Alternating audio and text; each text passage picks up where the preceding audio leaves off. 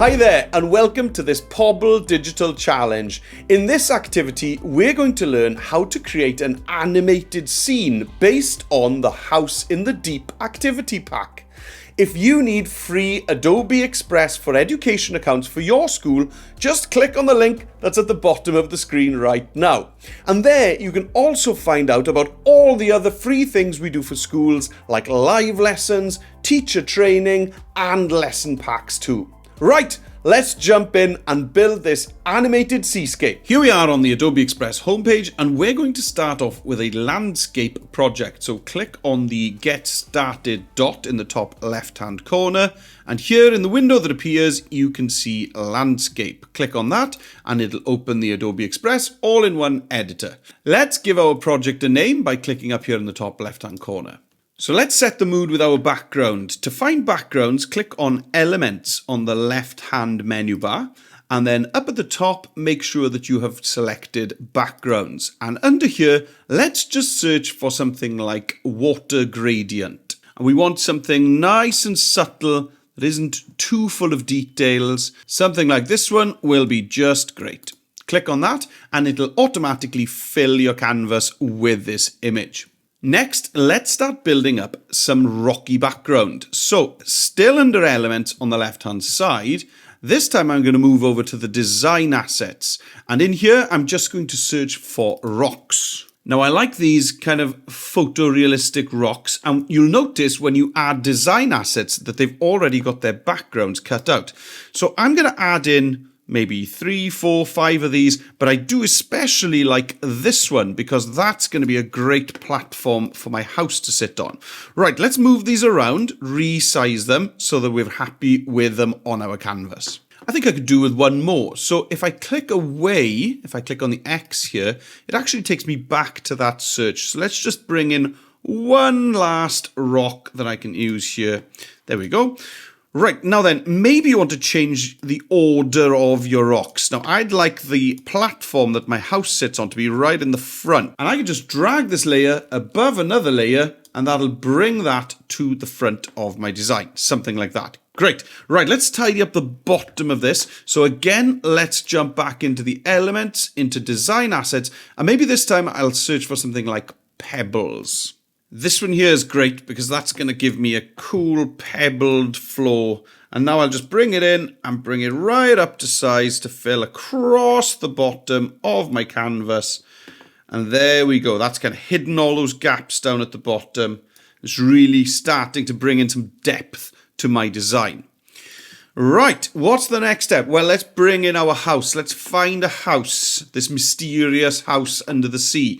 So to do that, I'm going to go this time to Media because I'd like a photograph of a house. So I click on Media and then Photos, and I'm just going to search simply for house. Now, try to choose a house where you'll be able to remove the background easily. I like this one here, so I'm going to click on it and it's going to bring it into my canvas. I'd like to remove the background. I just want the house itself. So to remove the background, click on this happy looking dog over here on the left-hand side that says remove background. And Express will do a really good job of removing the background. Wow, look at that. Fantastic.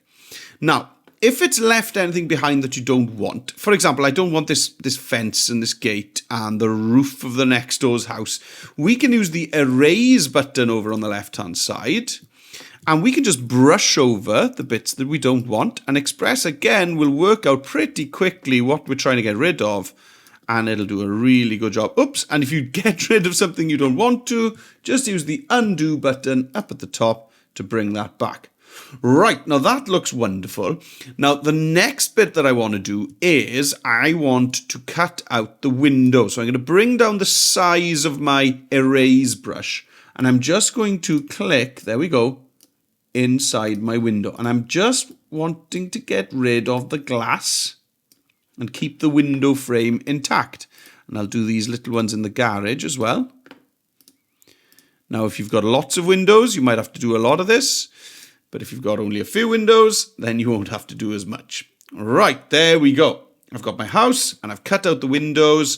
So let's click on Done to finish erasing bits of our photo.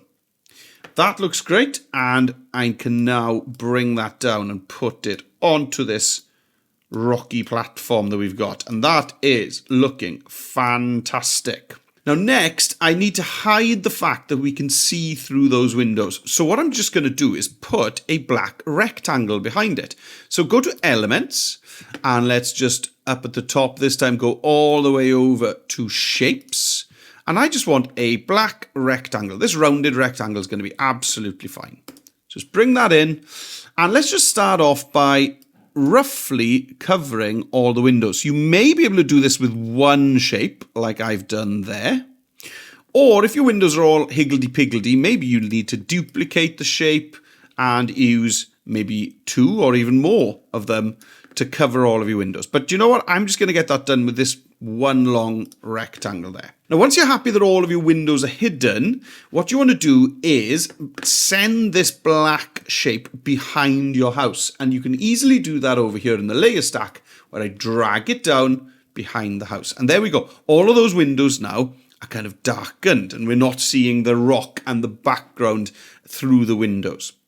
All right, let's start thinking about the glow that we're seeing, this mysterious glow. What is it? Well, let's go to Elements, and let's go back to the design assets, and let's search for the word glow.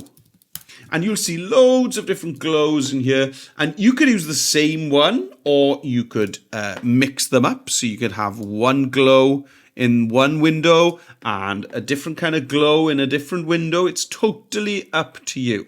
So I'm just going to do that now. Bring in my glows, and I'm just going to make sure that all of my windows are covered with these glows. If you'd like to use the same kind of glow, you could just duplicate. So we can click on one of our glows, 3 dots, duplicate, and there we go. I've got another copy of that. So maybe I'll just duplicate this a few times across this garage door. To make it look as if that glow is coming from the windows, that's all we need to do is bring our house all the way up to the top of our layers again.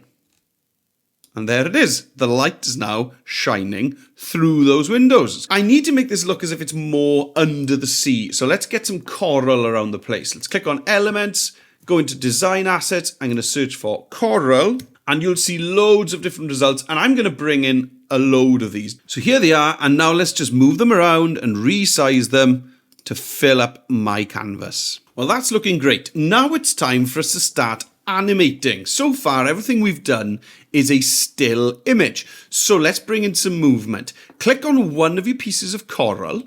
I'll start with this one here. And let's go over to animation. And for the coral, I'm going to use a looping animation. And the one I'm going to choose is called Bob. Now, if you hover over it, you can see that piece of coral bobbing around as if it's floating in the sea. Now, I like that effect, and when you do it, you'll see that it has opened up a timeline at the bottom of my screen. I like the bob effect, but I think it's a bit too much, so I'm going to bring down the speed, and I'm going to bring down the intensity, maybe all the way down. You could just bring them all the way down to 1 and 1. That's absolutely fine. Now, I'm going to do the same thing with all my other pieces of coral. Click on it, animation, loop, bob. And again, I'll bring down the speed, maybe not always to 1 and 1. I'll have some of them a little bit higher, some a little bit lower. So I'm going to go through all of my pieces of coral now, animating them with the bob animation. Okay, so I've finished adding that to all of my pieces of coral. Let's click on the play button here to see all of my coral animating. Well, that looks fantastic, as if they truly are floating under the water. Well, our next things to animate are the lights, the glow that we have in the window. So in your layers stack over on the right-hand side, scroll down and find your pieces of light. Here we go. Here are mine here. So I'm going to click on my first one, and I'm going to, again, choose a looping animation. But this time, I'm going to go for a blinking animation. Or you could even try a flicker if you want it to be even more dramatic. So I'm going to add that blinking animation. And again, I'm going to go through each one of my lights, adding the blinking animation, but also changing perhaps the loop duration and also the intensity so that each one of these little pieces of light behaves in a different way. Right, let's play it again and let's see how our animation looks now with these blinking lights. Oh, that looks absolutely fantastic. The mysterious blinking lights in the house. I love that. That's great. Right, now then, let's make this look as if we're more underwater. So we're still in the design asset and let's search for something like bubbles. I like this first one here, but there's loads of options. I'm going to bring in those bubbles and I'm going to increase the size, something like that. And again, I just want to put a bob animation on this. Maybe slow it down. That looks great. And now I'm going to duplicate those bubbles. And when you duplicate it after you animate, you actually save yourself doing some more animation. So let's just 3 dots, duplicate. So here are my new bubbles. And let's maybe change the size. We can change the angle of it by using the rotate tool here. So they look like totally different bubbles. But now if I click play, we have those 2 strings of bubbles animating. Doesn't that look so cool? Let's bring in some text next. So I'm going to click on text on the left hand side and I'm going to click on add your text. And let's give the title House in the Deep and let's find a suitable font. So let's go to edit and we've got the recommended fonts and you can click on view all to see them all. I like this font, so I'm going to click on that and there it is. Now then, let's use some AI to create our own custom texture for this font. And to do that, it's as simple as clicking off the font suggestions and let's go over to effects with our text box selected. And in here, you can generate text effects. So let's click on this pencil icon and maybe you want it to look like sand or water or bubbles or shark skin, or what about something like octopus tentacles? Let's try that. And I like them to be pink. So let's try that and let's click generate at the bottom and let's see the 4 different fonts that it suggests for me. Whoa, that looks absolutely stunning. I love those. That's brilliant. So I'm going to keep that. The only thing is I can't read it as clearly. So let's go back out of the text effect and let's maybe add an outline. So let's click on the outline thickness, drag that all the way up. Oh, that's already better. Let's maybe try that with a black outline or a white outline. Oh, the white outline works really well there. And there we have it. You can try maybe your text at the top, centered, the bottom. You could even break it onto different lines by using this long handle here and pushing your text box across. I think I'll go with that. I think that looks cool. Now then, what can you do next? Well, you could add some background music to your animated scene by just going to media on the left-hand side, going up to audio, and this time you can scroll down, you can find some different background music, maybe something classical. You can click on it and it'll bring that in to your timeline. Brilliant. Maybe you'd like that to fade out at the end as well. Maybe you want to bring the volume down because you'd like to add a voiceover. And adding a voiceover is easy as well by just going to media, audio, and recording your voiceover there. Now then, let's have a quick look at my final design. Here we go.